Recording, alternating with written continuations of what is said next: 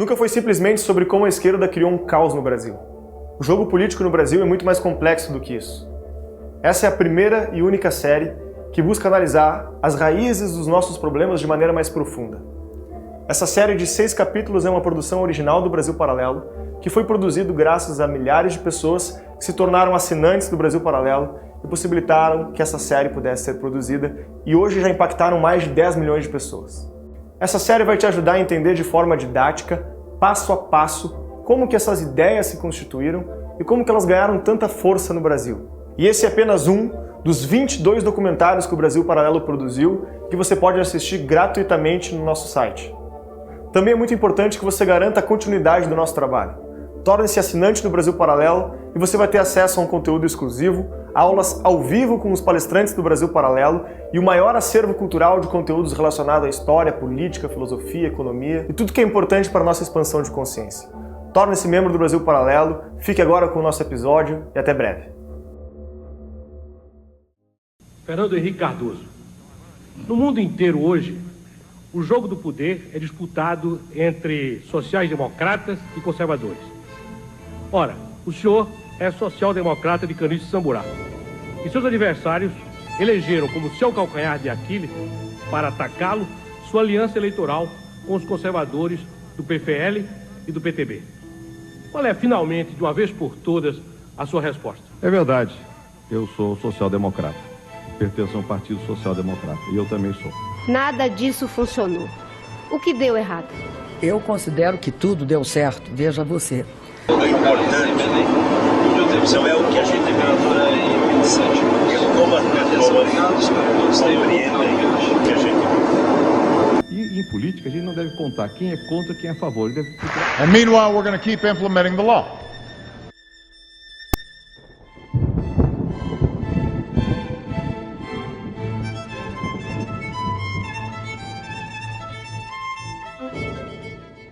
E quais foram as ideias que tanto mudaram o mundo no século XX? Que ideias nos trouxeram até aqui?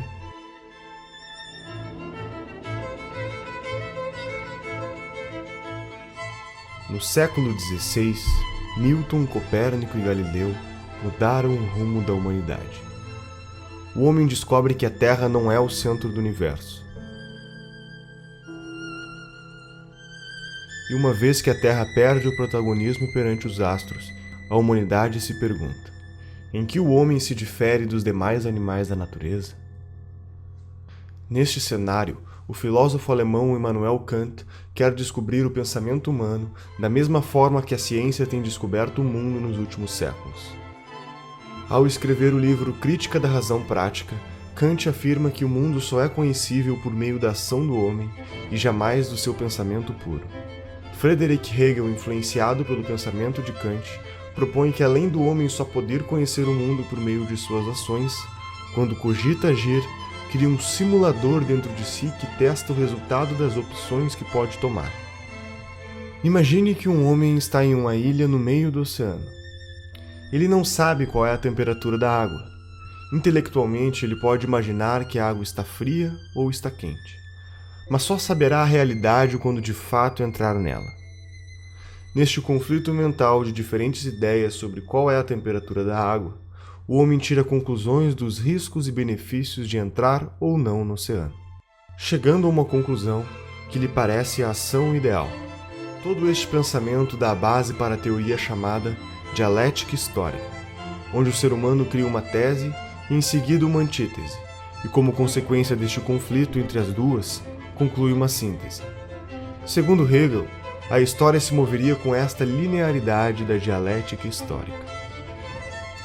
Hegel teve um aluno chamado Ludwig Feuerbach, defensor da ideia de que neste processo de dialética histórica, o homem criou Deus como uma forma de se autoconhecer. Aqui, terminamos de completar toda a base que será utilizada para que um alemão chamado Karl Marx desenvolva o pensamento que mudará o mundo para sempre.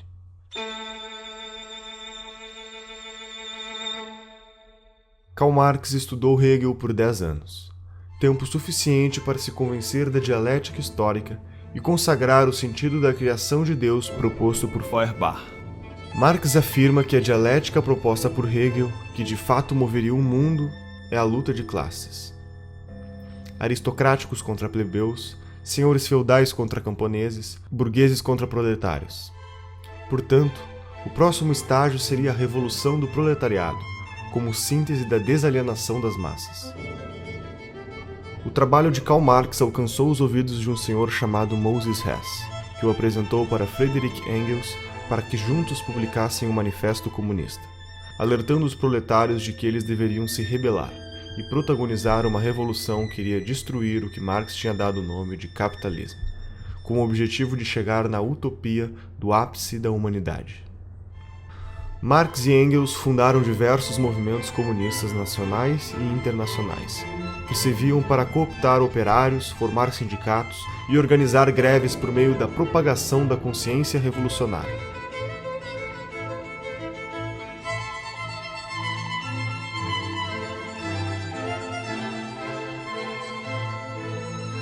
Acontece que Marx estava errado. O valor não nasce do trabalho que é colocado. Eu posso passar horas trabalhando para pintar um quadro e eu garanto que esse quadro não vai valer nada quando estiver pronto. O trabalho é um dos elementos, mas quem atribui valor é o ser humano que está comprando algo. As coisas não têm um valor em si, o ser humano atribui valor a elas. Um copo d'água tem um determinado valor em Porto Alegre ou em São Paulo e tem outro valor no deserto do Saara, porque nós atribuímos um valor diferente para as coisas. A teoria do valor trabalho está errada e ela foi desmentida pelos austríacos, começou na escola austríaca com Karl Menger, a demonstração de que essa ideia de valor trabalho é economicamente falsa. E sendo economicamente falsa, todo o resto do marxismo que está sustentado nessa ideia deveria ter caído por terra. E por que é que não caiu por terra? Porque aos marxistas, talvez não a Marx, mas aos marxistas, pouco interessa a verdade científica do que disse Marx. Interessa mais a teoria da revolução, que derivou de um erro. Agora o pessoal pensa que o movimento comunista se define por uma ideologia. Né? Eu digo que vocês estão loucos. Nasceram ontem, não estudaram nada, absolutamente nada. O movimento comunista já trocou de ideologia 1 bilhão de vezes. Né? Se você ver, Karl Marx começa dizendo que o movimento socialista é a expressão do interesse objetivo do proletariado. Passados 100 e poucos anos, o teórico novo do movimento comunista, Ernest Laclau, diz o seguinte: a propaganda do partido cria a classe social que ele em seguida vai representar. Eu digo, é teoria inversa, mas ela continua com o mesmo nome, continua sendo marxismo. Isto é próprio do pensamento dialético, converter-se no seu contrário quantas vezes for necessário. O comunismo não é uma ideologia de maneira alguma, o comunismo é uma cultura. É quando suas ideias florescem entre os jovens russos e o que parecia apenas uma ideologia transforma-se no que será o maior genocídio da história da existência humana. Vladimir Lenin tinha 17 anos quando seu irmão tenta explodir a carroça do czar russo, Alexandre III, como forma de protesto de um grupo terrorista do qual ele fazia parte. Seu irmão falha e é condenado à morte. A partir deste momento, Lenin intensifica sua vida política por meio dos estudos de direito, até que conhece a obra de Marx e Engels, nos livros Manifesto Comunista e O Capital. Lenin foi se tornando cada vez mais radical e, nos meados da Primeira Guerra Mundial, entende que é a oportunidade perfeita para antecipar a Revolução Proletária por meio da revolta armada. Em outubro de 1917, Lenin cria o primeiro país comunista da história.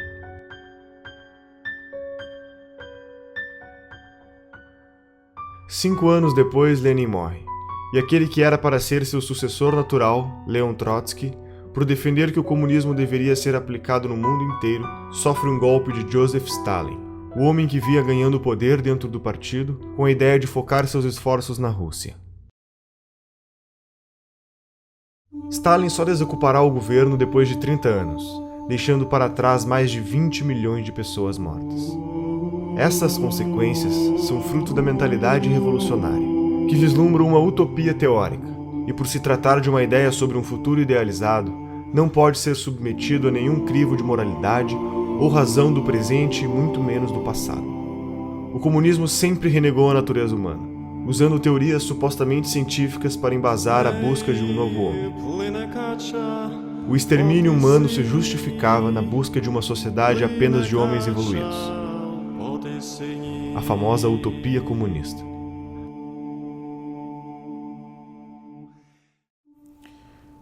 O nível de psicopatia de Stalin pode ser medido pelo que ele fez com a Ucrânia, né?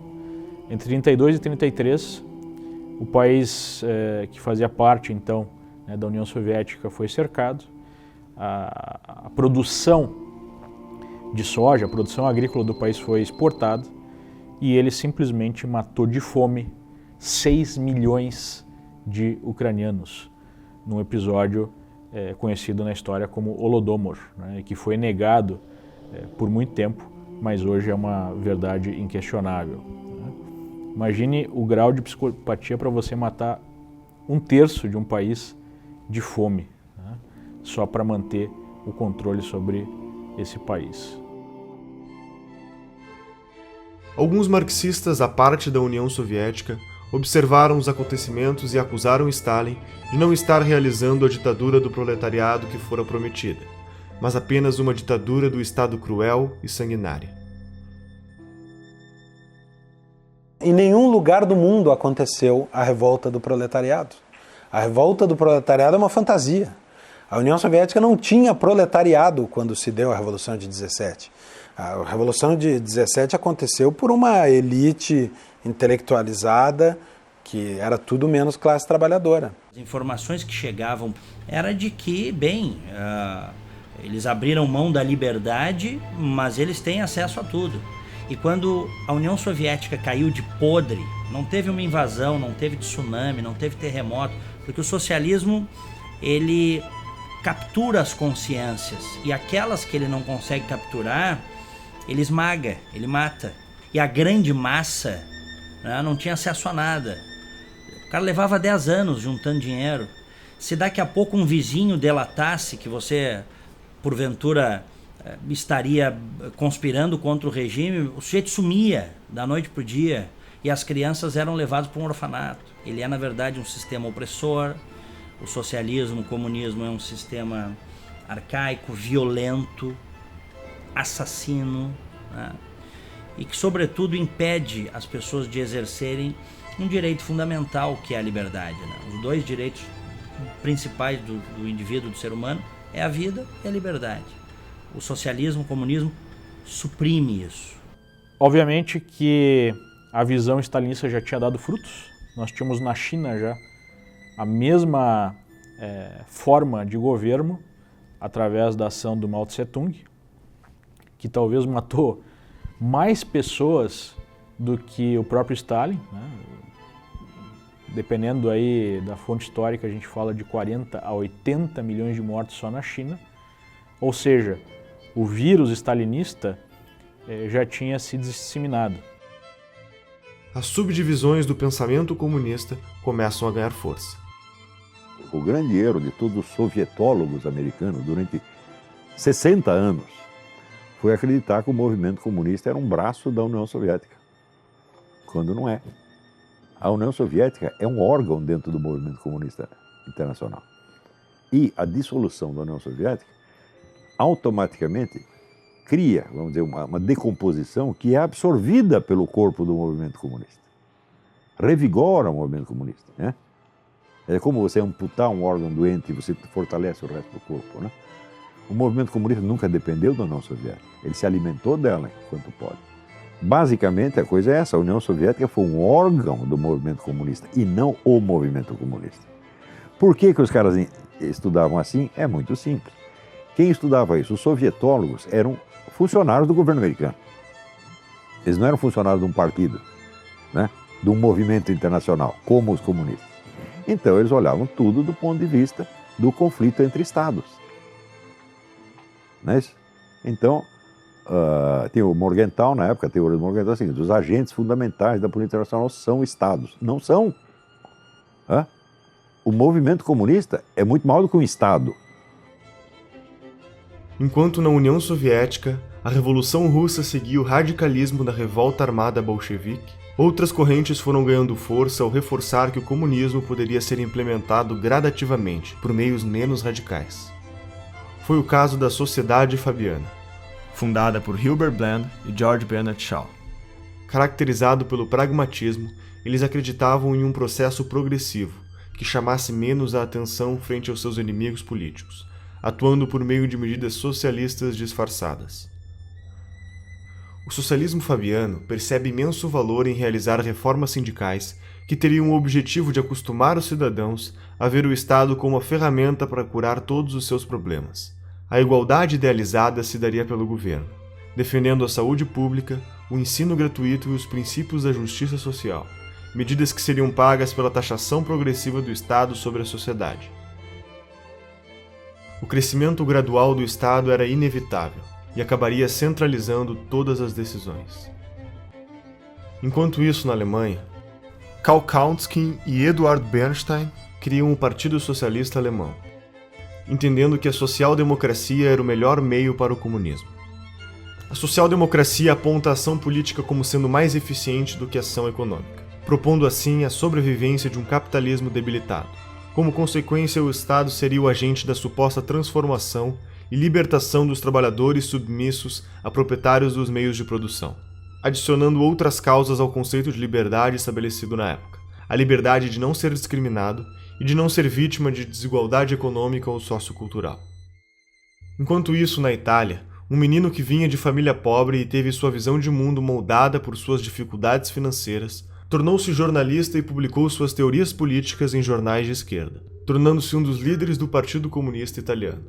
Seu nome era Antonio Gramsci, e com 31 anos de idade, acaba sendo preso e condenado a 20 anos de prisão pela política italiana do regime Mussolini. Na cadeia escreve os 32 cadernos do cárcere, e estas reflexões iriam ecoar no mundo ao descrever como o Estado usa as instituições culturais para conservar o poder. Dentre as várias formas de processo transformador da sociedade em socialismo, a teoria do Gramsci é talvez a que melhor se aplica ao que tem acontecido no mundo e no Brasil. Porque o socialismo, o comunismo, o marxismo perdeu em tudo. Ele só não perdeu na cultura, né? Na cultura, ele é hegemonicamente vitorioso. E o Antônio Gramsci ensinava o seguinte: nós temos que tomar o poder mediante infiltração, ocupação de espaço, revolução cultural. Então, infiltrando aqui, infiltrando ali, ocupando espaço, eles ocuparam o Estado inteiro e eles viraram o estamento burocrático. Porque ele criou metodologias para que o socialismo, o comunismo predomine culturalmente na sociedade e não por meio das armas, da força. E há décadas tem grupos que tentam fazer isso no Brasil, implantar isso no Brasil. Aproveitando que nós historicamente temos uma cultura relativista, isso no Brasil é uma coisa histórica, nós não temos instituições fortes, né, saudáveis. Então, quer dizer, o caldo de cultura, quer dizer, é o caldo, né, perfeito para o surgimento de ideologias totalitárias. E elas vêm vindo. E elas chegaram lá, essa ideologia totalitária chegou no Brasil.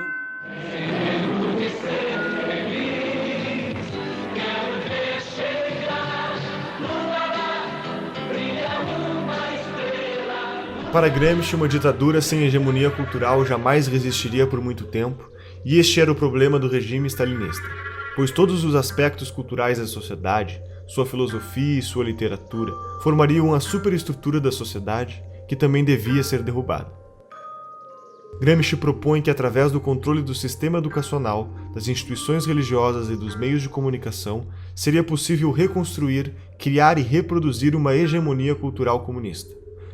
Paulo Freire, o patrono da educação brasileira, foi um dos discípulos do pensamento gramsciano. Que existe uma tendência natural ao mundo acadêmico e produção de ideias a abraçar a causa socialista, né? Porque é um mundo em que você pode falar o que quiser. Estou falando principalmente no mundo das ciências humanas, que é onde está essa produção. Você pode falar o que quiser, porque não, um aluno de ciências humanas dificilmente vai quebrar uma empresa, porque ele não vai abrir uma empresa. Dificilmente ele vai derrubar um avião, porque ele não vai pilotar avião, certo? Portanto, você pode inventar como o mundo é, inventar como os seres humanos são, propor uma solução que você tem na cabeça, dizer como todo mundo devia agir, porque os alunos vão sair dali, vão beber, vão transar, e se eles forem trabalhar depois, eles vão arrumar emprego como professores, então eles vão poder repetir a mesma história, ou eles vão, na realidade, basicamente gerar gasto em algum órgão do governo. O Gramsci é o cara que vai desenvolver a ideia de que o partido é a única instituição dentro daquilo que a gente chama de democracia modernamente, muito erroneamente, por sinal, é a única instituição que ela consegue aumentar o próprio poder. O judiciário não consegue, sei lá, você sendo chefe do executivo, geralmente você não consegue, você precisa fazer isso tudo de dentro de um partido, você não faz aquilo ali sozinho. Você precisa da estrutura partidária para isso. Mesmo que você ganhe mais eleições, por exemplo, você tem aqui seus cupinchas dentro do legislativo, se cada um é de um partido, vocês podem se entender ali intelectualmente, mas vocês não conseguem aumentar o poder de vocês, vão ser no próprio partido. Então o Gramsci fala assim, não quero mais essa revolução, revolução tá brega, revolução não pega mais. Então é uma confusão que muita gente faz, né? Ser revolucionário e ser gramscista, não, uma coisa ou outra, são linhas opostas. O Gramsci vai lá e fala assim, olha, não tem mais revolução, isso aí não pega mais, vamos criar a revolução de dentro de um partido. Então você vai transformando tudo, Igreja Católica, mídia, sei lá mais o que, em órgãos do partido. Para isso funcionar, a primeira coisa que precisa ficar clara, isso é uma coisa que também confunde todo mundo, é que essas pessoas não têm que ser necessariamente filiadas a um partido. Então, por exemplo, para você ter uma mídia que funcione dentro do gramscismo, o cara não pode ser filiado, por exemplo, ao PT. Ele tem que ser um cara isento, tem que ser aquele cara assim que às vezes até faz uma crítica ao partido, mas no final das contas ele tem a narrativa que vai fazendo o partido crescer.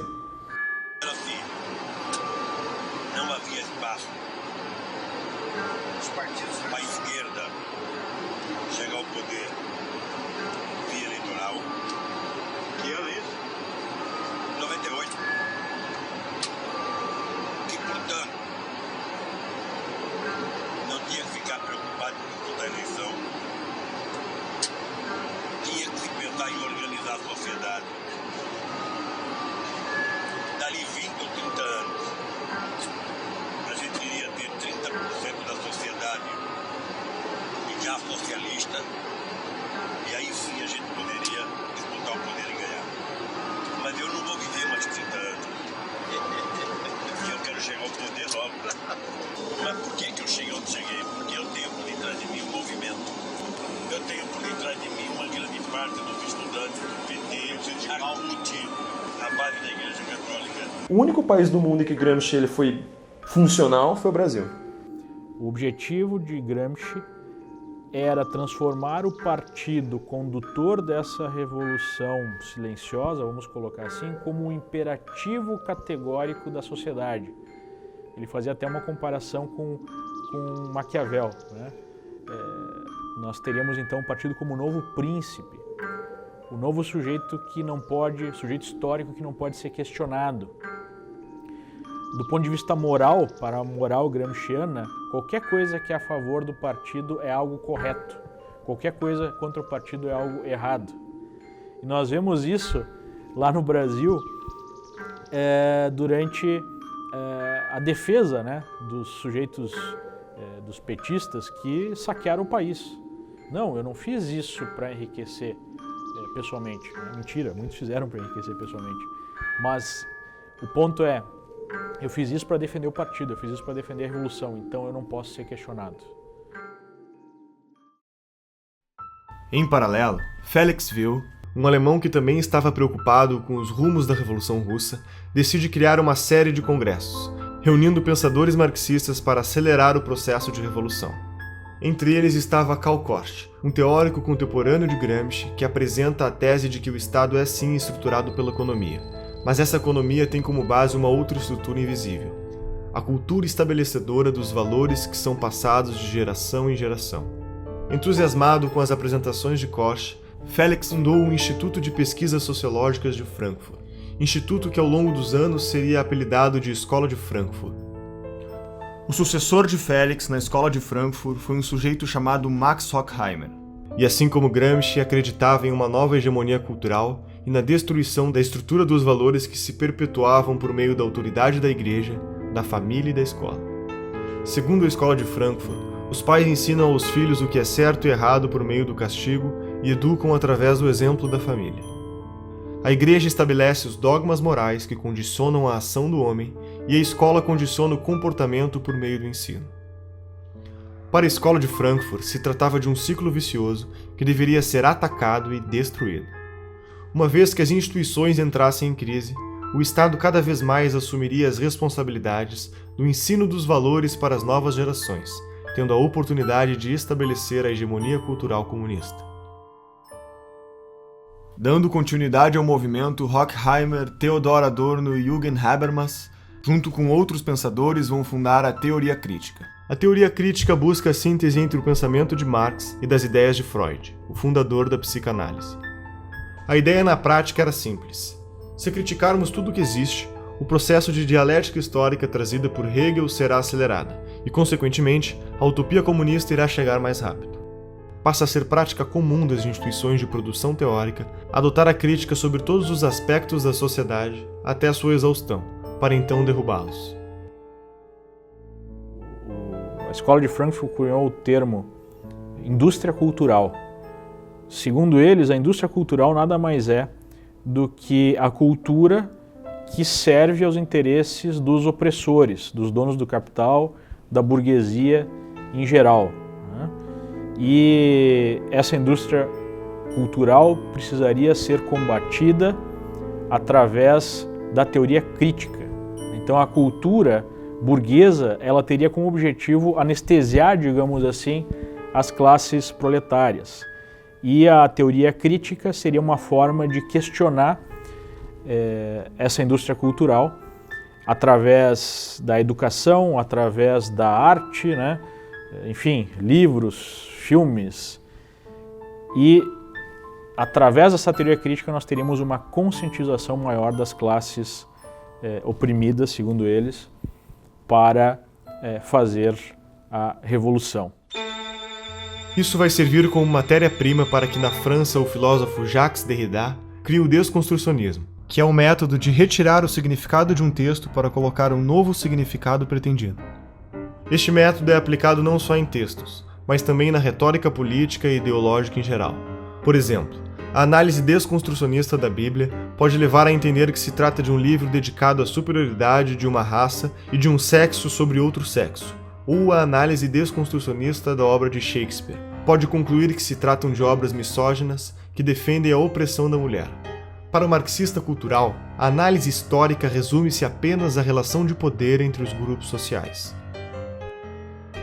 O desconstrucionismo é a chave do que chamamos de politicamente correto, porque é através dele que surge o relativismo moral, que reinterpreta toda e qualquer relação social, valor ou tradição cultural de acordo com as necessidades das causas políticas do momento.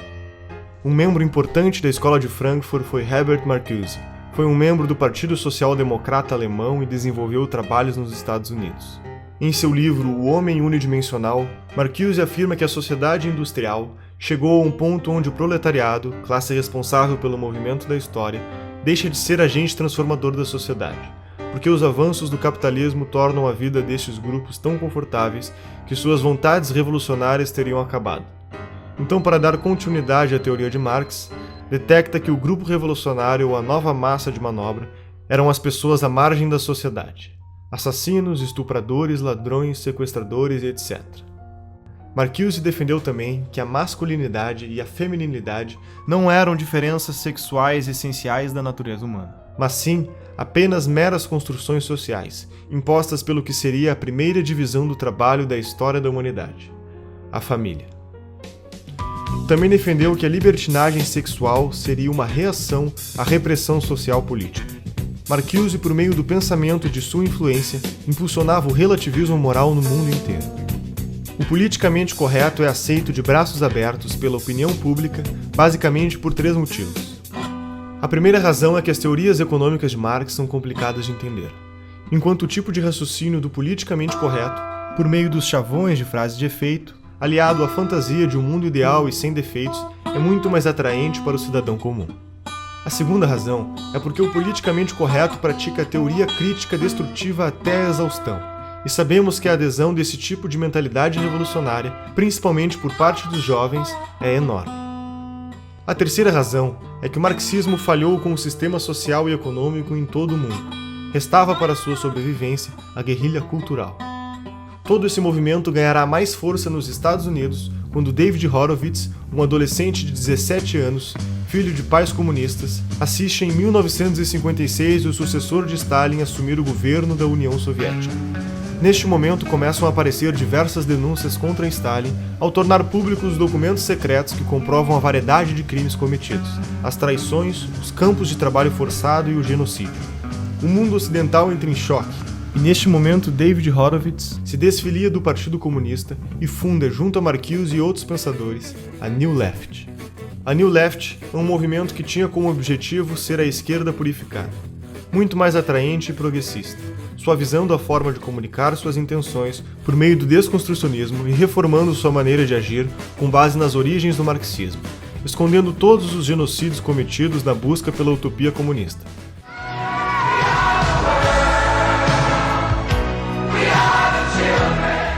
Começava um novo processo de reciclagem da comunicação comunista. Abraçando a contracultura dos anos 60, o movimento hippie, a libertação das drogas, a libertinagem sexual e o aborto, trabalhando com slogans simples e publicitários, como "Faça amor, não faça guerra". Em 1970, Horowitz é apresentado para o líder do movimento Panteras Negras, Huey Newton, quando começa a arrecadar recursos financeiros para este movimento. David pede para sua amiga Betty Van Pater para se juntar a ela e cuidar das contas bancárias destes fundos. O corpo de Betty é encontrado boiando na Baía de São Francisco. David investiga a morte de Betty e a polícia informalmente aponta o assassino como um dos Panteras Negras. Entretanto, a polícia não prendeu o suspeito. Seus amigos da New Left, que se manifestavam em defesa das mulheres, também o ignoraram. Desconcertado, Horowitz escreve um artigo para o jornal New York Times sobre o caso, e no dia da publicação recebe a notícia de que havia acontecido uma falha e seu artigo não foi impresso. Incapaz de explicar a morte de sua amiga, David entra em uma crise existencial perante a sua ideologia marxista. Horowitz foi afastado da New Left por seus companheiros, que consideraram traição o fato do mesmo sugerir que o assassinato havia sido realizado por um membro dos Panteras Negras. Uma década depois, após este fato, David volta a escrever e denuncia como funciona o sistema de guerra política em que participou e ajudou a criar, tornando-se um defensor declarado do conservadorismo. Ever since I came into the right and observed the political scene from a different vantage, it's always impressed me that whenever I see or usually see a conservative and a leftist or a progressive or a Democrat and a Republican squaring off, it's something like Godzilla versus Bambi. They call us racists, sexists, homophobes, imperialists, and we call them liberals. What are these people liberal about except hard drugs and sex and spending other people's money?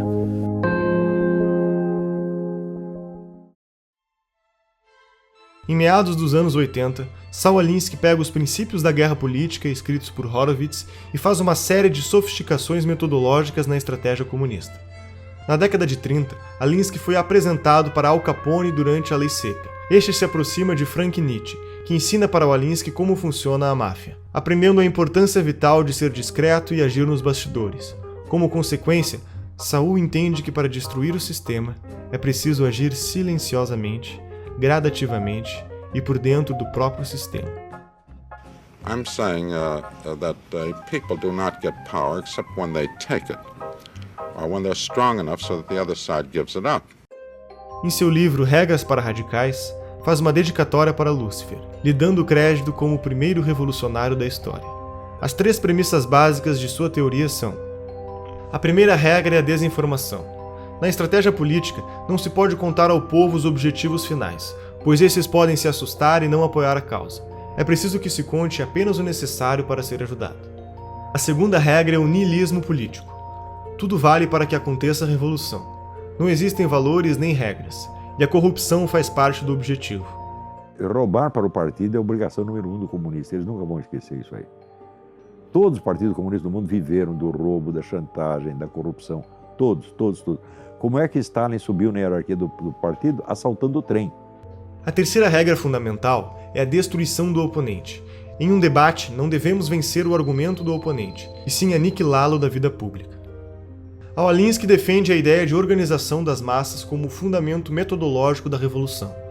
Segundo sua proposta, a mudança vem do poder, e o poder vem da organização. Para agir, as pessoas precisam se juntar.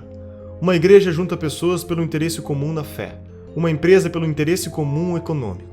E por isso, Saul Alinsky acreditava que fundar organizações para acelerar a revolução era brecha no capitalismo, por jogar na mesma lógica da descentralização dos interesses em comum. Durante sua vida, honrou seu posicionamento ideológico ao fundar 44 ONGs. Muitas delas formaram outros formadores de ONGs, e assim o número foi se multiplicando intensamente. Essas organizações reuniram problemas. Entretanto, Alinsky dizia: o problema nunca era o problema era sempre a revolução.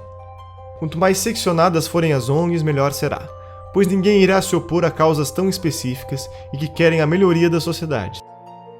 Cada ONG representava um bloco de votos, unidos por suas causas e detentores de um potencial de lobby político. As ONGs viraram instrumentos de manobra política e passariam desapercebidas. E Hillary Clinton escreve sua tese de mestrado sobre Saul Alinsky. Barack Obama também foi aluno de uma de suas ONGs e, posteriormente, advogado de defesa frente aos escândalos de corrupção envolvendo uma ONG criada por Alinsky. Hoje, no Brasil, existem mais de 200 mil ONGs que recebem dinheiro do governo federal. Entre 1999 e 2006, mais de 15 bilhões de reais foram entregues a essas organizações. Em 1959, quando Fidel Castro anunciou para o mundo que sua revolução era comunista e passou a ser apoiado por Moscou e a União Soviética, criou um programa de financiamento de grupos de guerrilha na América Latina. Este ativismo da Revolução Comunista encontrou forte eco no Brasil, levando à formação de diversos grupos de orientação comunista, que culminou com a tomada do poder pelos militares em 64. A partir daí, a esquerda passa a ter como principal objetivo a derrubada do regime militar. Além das mudanças educacionais que estavam em curso no Brasil, decorrentes do programa da Pedagogia do Oprimido, que foi implementado pelo patrono da educação brasileira, Paulo Freire, nos anos 70 surge o caloroso debate universitário a respeito do futuro do comunismo no Brasil. Neste debate, os social-democratas fabianos concluem que os mortos na revolta armada servirão de mártir para endossar a Revolução Cultural. O movimento foi facilitado pelos próprios militares, que consideravam mais importante combater a esquerda armada, enquanto davam espaço à esquerda cultural. Então, quer dizer, o governo militar não entendia nada do que estava se passando. O que os comunistas estavam fazendo, eles estavam perseguindo os comunistas lá no meio do mato e os comunistas tomando as escolas. Você vê, 2 sinais de estupidez do governo militar. Primeiro, criou a sindicalização obrigatória dos jornalistas. Quem fez a campanha sindical? O Partido Comunista. Como é que eu sei? Eu estava lá e eu ajudei. Então o partido sindicalizou todo mundo e já fichou todo mundo. Então, ao fim da campanha de sindicalização, o partido tinha, quer dizer, o cadastro total dos jornalistas do país, sabendo quais poderiam ser colaboradores, quais não, etc, etc. Nos anos seguintes, em todos os sindicatos de jornalistas do país, quem mandava? O Partido Comunista. Frequentemente apresentando 2 chapas. Temos eleição, campanha eleitoral, e as 2 chapas eram comunistas. Segundo erro, a tal da educação moral e cívica. Porque eles não queriam fazer um negócio anticomunista, então eles falaram, não vamos falar contra ninguém, nós vamos fazer uma propaganda positiva, o patriotismo. Então lançaram a educação moral e cívica, tornando obrigatória em todas as escolas. Quem ocupou as cátedras de educação moral e cívica? Os comunistas. Os excessos da repressão do regime militar, em meados da década de 70, em conjunto com o esgotamento de seu modelo econômico no início da década de 80, levaram a um longo movimento de redemocratização, culminando com a eleição de Tancredo Neves em 1985, que morreu antes de ocupar o cargo, assumindo seu vice, José Sarney. A Constituição de 88 marca a forte influência do socialismo no meio político e cultural brasileiro. Os militares realmente decidiram ceder tudo, eles não sabiam mais o que fazer. Nem dava para saber. Depois de você ficar no poder 20 anos, tendo um Congresso que está lá só para carimbar os seus decretos, ou seja, você matou a política. Segundo, eles mataram toda a liderança direitista, acabaram com a direita ideológica. Por quê? Porque eles tinham a mentalidade tecnocrática, ainda a herança do positivismo. Você aqui, Augusto Comte era contra a política. Ele achava que as questões têm que ser resolvidas por técnicos e cientistas, sem, vamos dizer, o debate ideológico. E os milicos acreditavam nisso, porque eram positivistas desde o tempo do Império. Sobrou essa mentalidade positivista na cabeça de pessoas que nem sabem quem é Augusto Comte. Você pega todos esses generais, quantos leram Augusto Comte? Nenhum, mas sobrou. Isso, né? Com essa mentalidade tecnocrática positivista, eles achavam que tinha que reprimir toda a atividade política e transformaram os políticos em simples office boys. Ora, enquanto isso, a esquerda estava se organizando, se fortalecendo e entrando num autoexame muito profundo. Os debates que eles tiveram em 64, 65, a respeito dos seus próprios erros históricos, etc., foi uma coisa muito séria. Então, a esquerda estava se organizando e se fortalecendo ideologicamente, culturalmente, estrategicamente, enquanto o governo, os gênios, os golberis, desmantelavam ideologicamente a direita. Então, quando os milicos largaram a rapadura, quem pegou a rapadura? A única força política que existia, que era a esquerda. E veio já com duas caras, como é próprio. Por que você acha que marxista, comunista, estuda dialética? Dialética é a arte de você pensar duas coisas ao mesmo tempo, nunca uma só. Então, quando se cria, por exemplo, o PT e PSDB, já foi com essa ideia. O Lula sintetizou isto há muitos anos atrás, quando ele disse: eu e o José Serra inauguramos uma nova modalidade de política. Qual é a nova modalidade de política? Nós dividimos o território, você governa um pouco, eu governo um pouco, mas é sempre nós. E isso está em vigor até hoje. Quem foi o grande vencedor das últimas eleições? O PT caiu, quem subiu? PSDB. Ou seja, ainda continuamos, a velha divisão de território continua em vigor. Em 1990, na América Latina, o petista e líder sindical Luiz Inácio Lula da Silva e o ditador Fidel Castro fundam o Foro de São Paulo, uma organização que reúne todos os governantes comunistas do continente da América Latina. Com mais de uma centena de partidos e várias organizações criminosas ligadas ao narcotráfico, como as Farc e o MIR chileno, no decorrer de suas reuniões feitas ao longo de 26 anos de existência, estratégias e planos de ação para expandir a revolução. O Foro de São Paulo é a organização que articula a estratégia internacional socialista. Em 1994, o Partido Social Democrata Brasileiro elege Fernando Henrique Cardoso como presidente, que começará um amplo programa de incentivo às políticas estatais. O processo fabiano se deu com sucesso ao longo dos 8 anos do governo FHC que precederam a era lulopetista e o governo Dilma. O Brasil estava a caminho da utopia. Estaríamos rumo a uma revolução que nos foi contada aos poucos? Seriam todos os partidos brasileiros ideologicamente idênticos e metodologicamente diferentes? Você reconhece este Brasil?